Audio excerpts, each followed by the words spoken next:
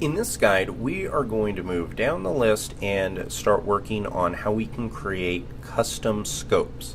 Now, a custom scope, if you've never heard that term before, it is a custom database query. So I think we have a good example of what we could do here if we go, and I'm going to start up the Rails server.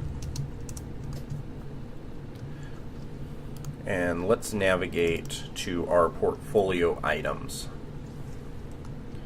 So here we have our list of portfolio items, and you notice that we have things like services. These are the subtitles.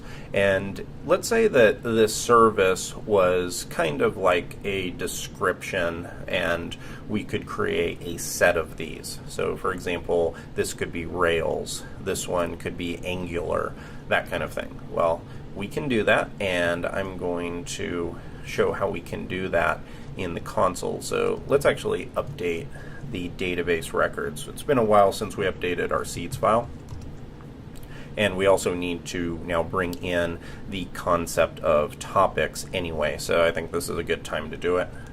We're going to create a couple topics. So let's say 3 times do topic,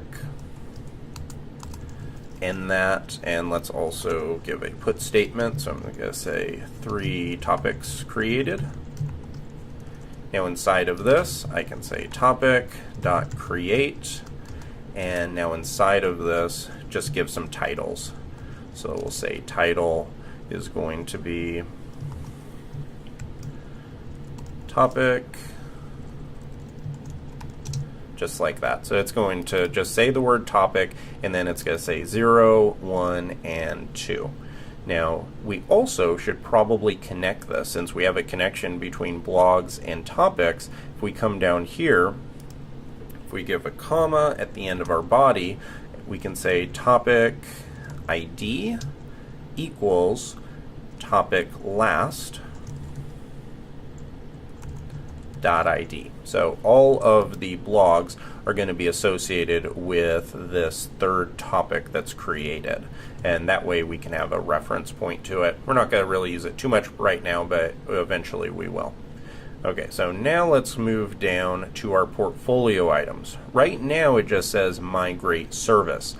Let's split this up. So let's say that we have 5 items that are created, or now let's go with 8 items that are created, and they'll say Ruby on Rails, and then we're going to create just one that is something else, and we don't even have to have this times thing, but I'm going to do it just to make it easy.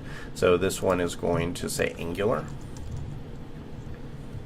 And so now we should still have 9 items created, but 8 of them are going to say Ruby on Rails, and 1 of them is going to say Angular for the subtitle.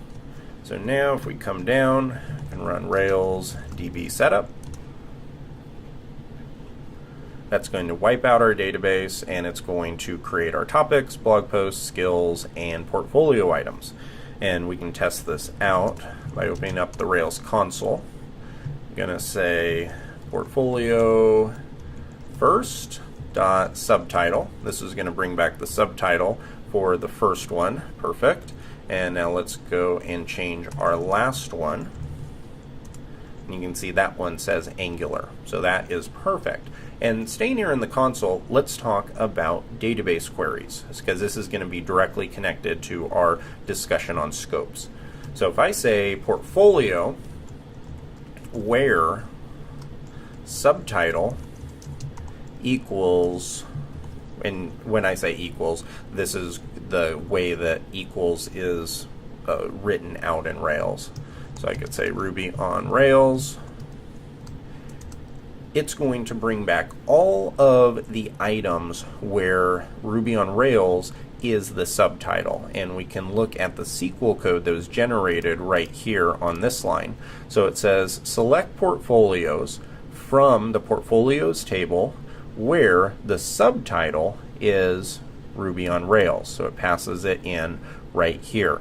Now I could do that and say count, and you can see that we have 8 of them. So this is how you can run a query like that. Now let me get out of here, and I'm going to show you how this can work on the page itself. So if we go here and hit refresh, now you can see that our subtitle is Ruby on Rails, and then on the very bottom it's Angular. Now we can change this so that we could have it say anything we wanted. I'm going to switch back to just one pane, and let's open up the portfolio controller. By default right now, our index action is bringing back all of the portfolio items, and that's fine. But look what we can do. We can say where subtitle is Ruby on Rails. Now if we come back and refresh, you can see the Angular item is gone, and it's only showing 8 of them. And if I change this to Angular and switch back, now it only has 1. So this is pretty cool. This gives us the ability to filter our items based on a database query. And if you switch into the terminal, then you can actually see all this output. So remember when we had the console going and it showed that database query of select portfolios, where portfolio's subtitle right here was Angular and then Ruby on Rails. This is performing exactly what we ran inside of the Rails console. So you have the control to do this, and then whatever that you have on the page is going to be rendered when it's like this in the controller. Now this is fine, but this is not really considered the best way of doing this. So instead, it's considered a best practice to build what's called a custom scope. We've already experienced custom scopes a little bit, but we did it almost on accident because Rails built it for us automatically. Do you remember when we built out the enum method right here, where we have enum for our blog status, and we were able to run database queries such as blog.draft, and it brought back all of the draft items, and blog.published, and it brought back all of the blog posts that were published. We can do the same thing, but we can build it ourselves. Enum does this for us for free, and it's great for when you're building out a workflow, but there are times where you may want to segment it out by something else. So in our case, I may want to eventually build out pages where it has Angular on some of them, and then it has all of our portfolio items for our, say for Ruby on Rails on the other page. So the way that we could do this is, I'm going to get rid of this entirely. We'll leave this blank, and let me open up portfolio.rb, and we can create a custom scope. Now the way that you can do this, there's 2 ways. I'm going to show you both. The first is to define what's known as a class method. So I'm going to say def self, which means I'm referencing the current version of portfolio. So I'm looking at a particular portfolio item when it's called, and so I'm going to say def self dot, and I'll just say Angular. And what this is going to do is, inside of this, I can paste in this code right here where I say where subtitle is equal to Angular, and now I can save this file, come back and say portfolio.angular, hit save, refresh, and look at that. It still works. And this is considered a much better practice when it comes to implementing database queries. Instead of having all these crazy where statements and everything like that inside of the controller, we can instead keep all of that right here. And this is one way of writing it. This is personally the way I like to write it, because this looks like more kind of pure Ruby, but we also have another option, and this is where we can call a scope and use the scope keyword. So I can say scope, pass in a name, so I could say scope Ruby on Rails. I could call this anything. I could say Ruby on Rails portfolio items if I really wanted to, and then from there a comma, and then this is going to be what's called a lambda. And a lambda is a way of encapsulating an entire process in Ruby. So this is a syntax where we go with this little arrow, and then we pass in a block with curly braces. And here I can say, I don't want Angular, I want all of this. So I can say where subtitle is Ruby on Rails.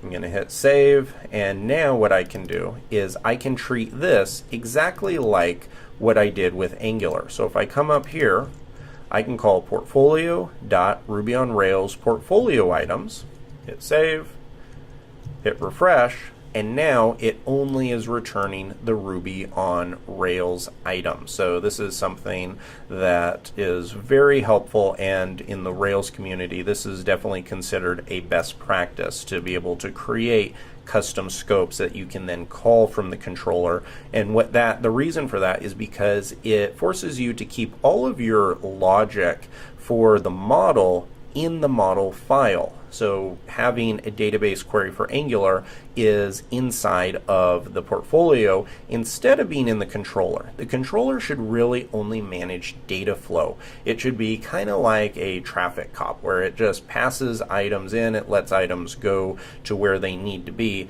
You shouldn't have a lot of logic in your controller. Instead, if you have something that should be relegated to the model, that's where it should be, and that's the reason why it's considered a best practice.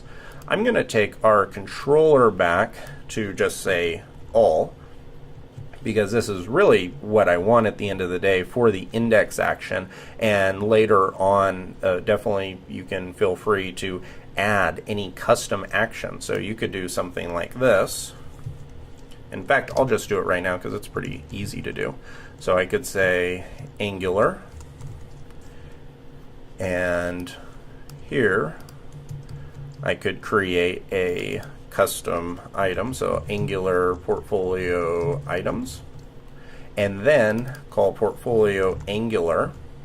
And now from here I can create a file called, and let me scroll up, this is going to be in portfolios. This is going to be a custom file, and it's going to say angular.html.erb, and inside of this we can put our Angular code. So I could go and grab what we have in index.